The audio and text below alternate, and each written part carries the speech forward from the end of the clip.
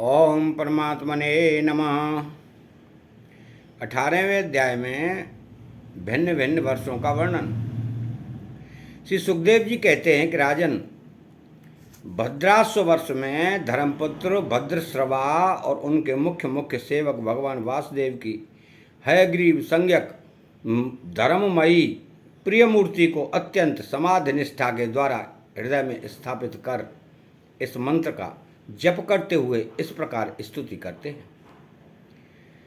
भद्रश्रवा और उनके सेवक कहते हैं कि चित्त को विशुद्ध करने वाले ओंकार स्वरूप भगवान धर्म को नमस्कार है।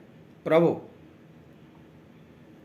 भगवान की लीला बड़ी विचित्र है, जिसके कारण यह जीव संपूर्ण लोगों का संहार करने वाले काल को देखकर भी नहीं देखता और तुच्छ विषयों का सेवन करने के लिए पापमय विचारों की उधेड़-बुन में लगा हुआ अपने ही हाथों अपने पुत्र और पिताजी की लाश को जलाकर भी स्वयं जीते रहने की इच्छा करता है। सूक्ष्मदर्शी आत्मज्ञानी ऐसा ही देखते भी हैं, तो भी जन्म रहित प्रभु आपकी माया से लोग मोहित हो जाते हैं। आप अनादि हैं तथा आपके कृत्य बड़े विस्मयजनक हैं। मैं आपको नमस्कार करता हूँ। परमात्मान, आप अकर्ता और माया के आवरण से रहित हैं, तो भी जगत की उत्पत्ति, स्थिति और प्रलय ये आपके ही कर्म माने गए हैं। सो ठीक ही है, इसमें कोई आश्चर्य की बात नहीं है, क्योंकि सर्वात्म रूप से आप ही संपूर्ण कार्यों के कारण हैं और अपने शुद्ध स्वरूप में इस कार्य कारण भाव से सर्वदा अतीत हैं। आपका विग्रह मनुष्य और घोड़े का संयुक्त रूप है। प्रलय काल में जब हम तम प्रधान दैत्यगण वेदों को चुरा ले गए थे, तो ब्रह्मा जी की प्रार्थना करने पर आपने उन्हें रसातल से ला कर दिया। ऐसे अमोघ लीला करने वाले सत्य संकल्प आपको मैं नमस्कार करता हूँ। हरिवर्ष खंड में भगवान नरसिंह रूप से रहते हैं। उन्होंने यह रूप जिस कारण से धारण किया था उसका आगे सप्तम स्कंद में वर्णन किया जाएगा। भगवान के उस प्रिय रूप की महाभागवत प्रहलाद जी उस वर्ष के अन्य पुरुषों के सहित निष्काम एवं अनन्य भक्ति भाव से उपासना करते हैं। ये प्रहलाद जी महापुरुषोचित गुणों से संपन्न हैं तथा इन्होंने अपने शील और आचरण से दैत्य और दानवों के कुल को पवित्र कर दिया है। वो इस मंत्र तथा स्तोत्र का जप पाठ करते हैं। ओंकार स्वरूप भगवान श्री नरसिंह देव को नमस्कार है। आप अग्नि आदि तेजों के भी तेज हैं, आपको नमस्कार है। हे वज्रनख, हे वज्रधनुष, आप हमारे समीप प्रकट होइए। हमारी कर्म वासनाओं को जला डालिए।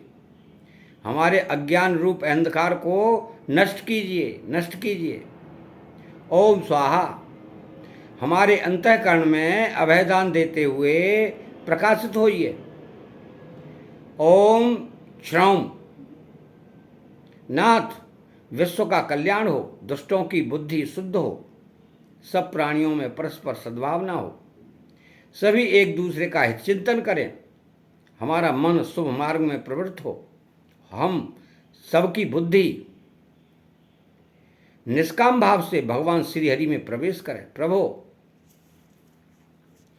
घर, स्त्री, पुत्र, धन और भाई बंधुओं में हमारी आसक्ति न हो। यदि हो तो केवल भगवान के प्रेमी भक्तों में ही। जो संयमी पुरुष केवल शरीर निर्वाह के योग्य अन्नादि से संतुष्ट रहता है, उसे जितना शीघ्र सिद्धि प्राप्त होती है, वैसे इंद्रिय लोलुप पुरुष को नहीं होती। उन भगवत भक्तों के संग से भगवान के तीर्थ तुल्य पवित्र चरित्र सुनने को मिलते हैं, जो उनकी असाधारण शक्ति एवं प्रभाव के सूचक होते हैं। उनका बार बार सेवन करने वालों के कानों के रास्ते से भगवान हृदय में प्रवेश कर जाते हैं और उनके सभी प्रकार के दैहिक और मानसिक मलों को नष्ट कर देते हैं। फिर भला उन भगवत भक्तों का संग कौन न करना चाहेगा। जिस पुरुष की भगवान में निष्काम भक्ति है उसके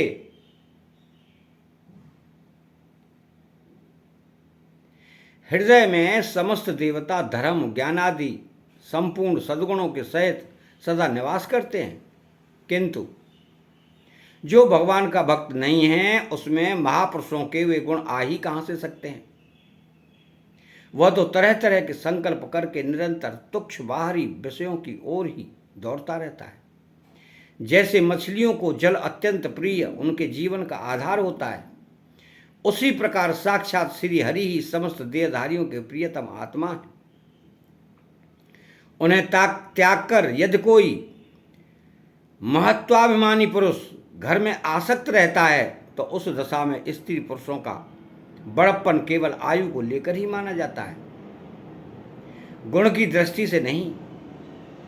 अतः असुरगण तुम तृष्णा राग विषाद क्रोध अभिमान इच्छा भय दीनता और मानसिक संताप के मूल तथा जन्म मरण रूप संसार चक्र का वहन करने वाले ग्रह आदि को त्याग कर भगवान नरसिंह के निर्भय चरण कमलों का आश्रय लो। केतुमाल वर्ष में लक्ष्मी जी का तथा संवत्सर नामक प्रजापति के पुत्र और पुत्रियों का प्रिय करने के लिए भगवान कामदेव रूप से निवास करते हैं। उन रात्रि की अभिमानी देवता रूप कन्याओं और दिवसाभिमानी देवता रूप पुत्रों की संख्या मनुष्य की 100 वर्ष की आयु के दिन और रात के बराबर अर्थात 36 हजार वर्ष है, और वे ही उस वर्ष के अधिपति हैं। वे कन्याएं परम पुरुष श्री नारायण के श्रेष्ठ अस्त्र सुदर्शन चक्र के तेज से डर जाती हैं, इसलिए प्रत्येक वर्ष के अंत में उनके गर्भ नष्ट होकर गिर जाते हैं। भगवान अपने सुललित गति विलास से सुशोभित मधुर मधुर मंद मुस्कान से मनोहर लीलापूर्ण चारु चितवन से कुछ उलझे हुए सुंदर भूमंडल की छबीली छटा के द्वारा वंदनारविंद का राशि राशि सौंदर्य उड़ेल कर सौंदर्य देवी श्री लक्ष्मी जी को अत्यंत आनंदित करते और स्वयं भी आनंदित होते रहते हैं। श्री लक्ष्मी जी परम समाधि योग के द्वारा भगवान के उस मायामय स्वरूप को रात्रि के समय प्रजापति संवत्सर की कन्याओं सहित और दिन में उनके पतियों के सहित आराधना और वे इस मंत्र का जप करती हुई भगवान की स्तुति करती हैं कि जो इंद्रियों के नियंता और संपूर्ण श्रेष्ठ वस्तुओं के आकार हैं, क्रिया शक्ति ज्ञान शक्ति और संकल्प अध्यवसाय आदि चित्त के धर्मों तथा उनके विषयों के अधीश्वर हैं। 11 इंद्रिय और 5 विषय इन 16 कलाओं से युक्त हैं, वेदोक्त कर्मों से प्राप्त होते हैं तथा अन्नमय अमृतमय और सर्वमय हैं। उन मानसिक इंद्रियक एवं शारीरिक बल स्वरूप परम सुंदर भगवान कामदेव को ओम हाम ह्रीम ह्रूम इन बीज मंत्रों के सहित सब ओर से नमस्कार है। भगवान आप इंद्रियों के अधीश्वर हैं। स्त्रियां तरह तरह के कठोर व्रतों से आपकी ही आराधना करके अन्य लौकिक पतियों की इच्छा किया करती हैं, किंतु वे उनके प्रिय पुत्र धन और आयु की रक्षा नहीं कर सकते, क्योंकि वे स्वयं ही परतंत्र हैं। सच्चा पति रक्षा करने वाला या ईश्वर वही है जो स्वयं सर्वदा निर्भय हो और दूसरे भयभीत लोगों की सब प्रकार से रक्षा कर सके। ऐसे पति एकमात्र आप ही हैं। यदि एक से अधिक ईश्वर माने जाएं तो उन्हें एक दूसरे से भय होने की संभावना है। अतः आप अपनी प्राप्ति से बढ़कर और किसी लाभ को नहीं मानते। भगवान, जो स्त्री आपके चरण कमलों का पूजन नहीं चाहती है और किसी वस्तु की इच्छा नहीं करती, उसकी सभी कामनाएं पूर्ण हो जाती हैं, किंतु जो किसी एक कामना को लेकर आपकी उपासना करती है उसे आप केवल वही वस्तु देते हैं, और जब भोग समाप्त होने पर वह नष्ट हो जाती है तो उसके लिए उसे संतप्त होना पड़ता है। अजित, मुझे पाने के लिए इंद्रिय सुख के अभिलाषी ब्रह्मा और रुद्र आदि समस्त सुरासुरगण घोर तपस्या करते रहते हैं, किंतु आपके चरण कमलों का आश्रय लेने वाले भक्त के सिवा मुझे कोई नहीं पा सकता, क्योंकि मेरा मन तो आप में ही लगा रहता है। अच्युत, आप अपने जिस वंदनीय कर कमल को भक्तों के मस्तक पर रखते हैं उसे मेरे सिर पर भी रखिए। वरेण्य, आप मुझे केवल लीलांछन रूप से अपने वक्षस्थल में ही धारण करते हैं, सो आप सर्वसमर्थ हैं। आप अपनी माया से जो लीलाएं करते हैं उनका रहस्य कौन जान सकता है। रम्यक वर्ष में भगवान ने वहाँ के अधिपति मनु को पूर्व काल में अपना परम प्रिय मत्स्य रूप दिखाया था।